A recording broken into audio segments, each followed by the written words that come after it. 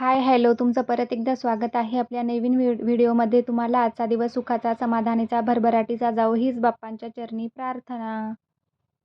आज मी हे रॅक साफ करायसाठी काढलेला आहे.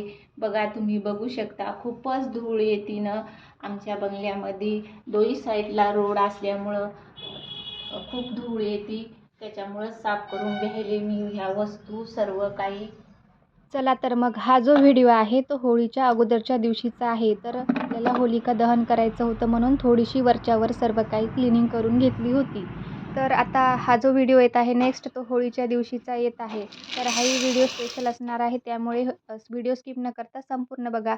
आता तुम्ही बघू शकता यामध्ये 2 वाटी जे आहे ती हरभऱ्याची डाळ घेतलेली आहे. त्याला आपल्याला 3 पाण्याने स्वच्छ अशी धुवून घ्यायची आहे आणि त्यानंतर त्यामध्ये आपल्याला थोडीशी हळद टाकून कुकर लावून द्यायचा आहे. हळद टाकल्यामुळे जी आपल्या पुरणपोळी आहे ना त्याचा कलर खूप छान यायला लागतो. तर आता बघू शकता एका साईडला कुकरही लावून दिले आणि आता इकडे जेवणाच्या सकाळची स्वयंपाकाची तयारीही सुरू झाली होती. म्हणजे इकडे स्वयंपाक होईपर्यंत तिकडे आपली डाळ छानपैकी शिजून जाईल आणि त्यानंतर जेवण झाल्यानंतर लगेचच आता पुरण करून घ्यायचं होतं. तर चला मग आता हा व्हिडिओही पूर्ण बघा. सकाळच्या जेवणामध्ये छानपैकी बनवलं होतं वरण आणि वांग्याची भाजी बनवली होती. तर मग चला आता बघा ही पोळी किती मऊ लुसलुशीत अशा पोळ्या झालेल्या होत्या. छानपैकी गरमागरम असं जेवण करून घेतलं होतं. तर अशा प्रकारे 15-20 मिनिट अगोदर आपण जर कणिक मळून ठेवून तसंच रेस्टला ठेवलं ना, तर आपल्या पोळ्यासुद्धा मऊ आणि लुसलुशीत व्हायला लागतात. तर बघा आता जेवण वगैरे झालं होतं. तर त्यानंतर आता आपली डाळही छानपैकी शिजल्या गेली होती. तर म्हटलं चला लगेचच आता पुरणही करून घेऊयात. तर त्या साईडला मम्मी आपल्याला संध्याकाळी पूजेसाठी लागणारे जे पण अ, तांब्या पितळेचे भांडे होते ती स्वच्छ करत होती आणि मी इकडच्या साईडला आता पुरण करून घेणार होते.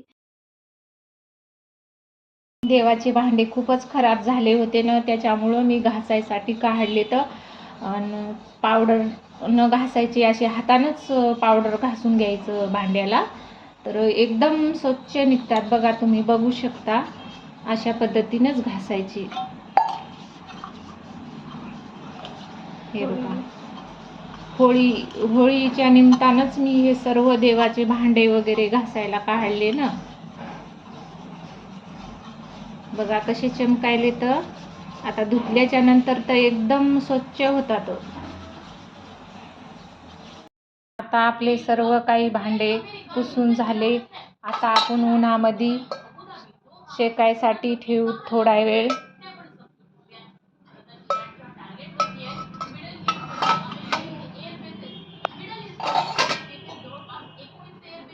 अशा पद्धतीनं चमकत आहेत. बघा, तुम्ही बघू शकता.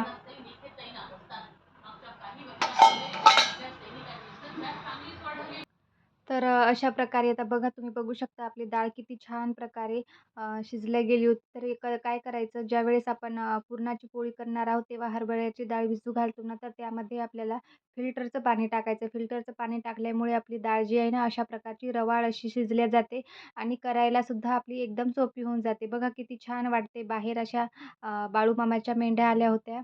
तर त्यानंतर दुपारी छानपैकी घरच्या घरी अशी मावा कुल्फीसुद्धा बनवली होती. तर तुम्हाला याची रेसिपी जाणून घ्यायची आहे का? तर मला नक्की कमेंटमध्ये सांगा. मी तुम्हाला याची रेसिपी नक्की सांगेल. अगदी 10 मिनिटांमध्ये आपण घरच्या घरी म्हणजे बाहेर मिळते ना त्या प्रकारची बनवू शकतो. तर आता चला संध्याकाळी कटाची आमटी बनवायची होती. तर त्यासाठी काय करायचं आपल्याला एक कांदा जो आहे ना, तर तो चिरून घ्यायचा. त्यामध्ये 4-5 लसणाच्या पाकळ्या, 2-3 खोबऱ्याचे तुकडे टाकून द्यायचे आणि काळी मिरची जी असते ना, तर ती टाकून द्यायची. त्याला मिरेसुद्धा म्हणतात वाटते काही ठिकाणी.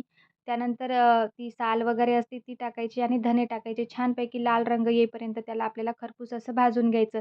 लगेचच या साईडला पुरणही करायला ठेवलं होतं. कारण सकाळी तर आपण ते चाळणीच्या सहाय्याने बारीक असं पूर्ण रवाळ करून घेतलं होतं. तर आता संध्याकाळी डायरेक्टली पुरण करायचं होतं. तर इकडच्या साईडला मस्तपैकी खेकडा भज्यांसाठी सुद्धा करून ठेवलं होतं. तर त्यानंतर बघा आता किती छान प्रकारे आपलं हे वाटण तयार होतंय.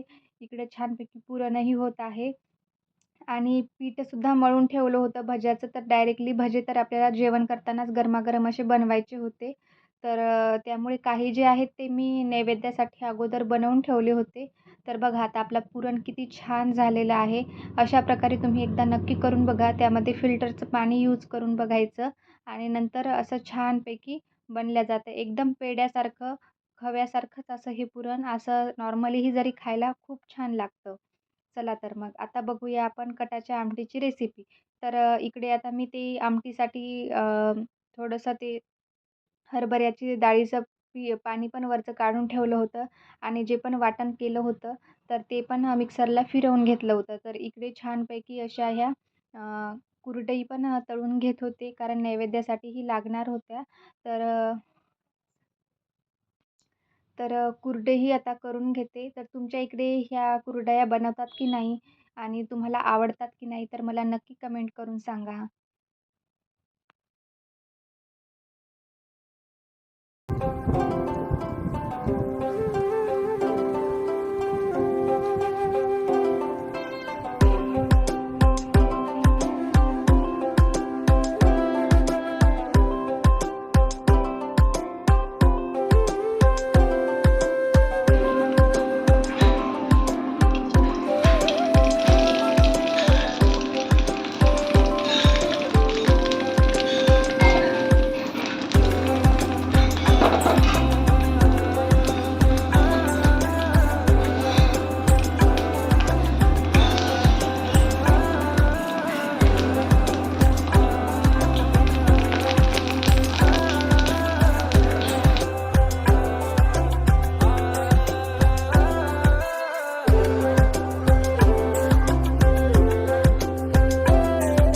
तर तुम्ही आता व्हिडिओमध्ये बघितलीच असेल आपली जी गव्हाची कुरडई आहे ती चौपट अशी फुलली होती.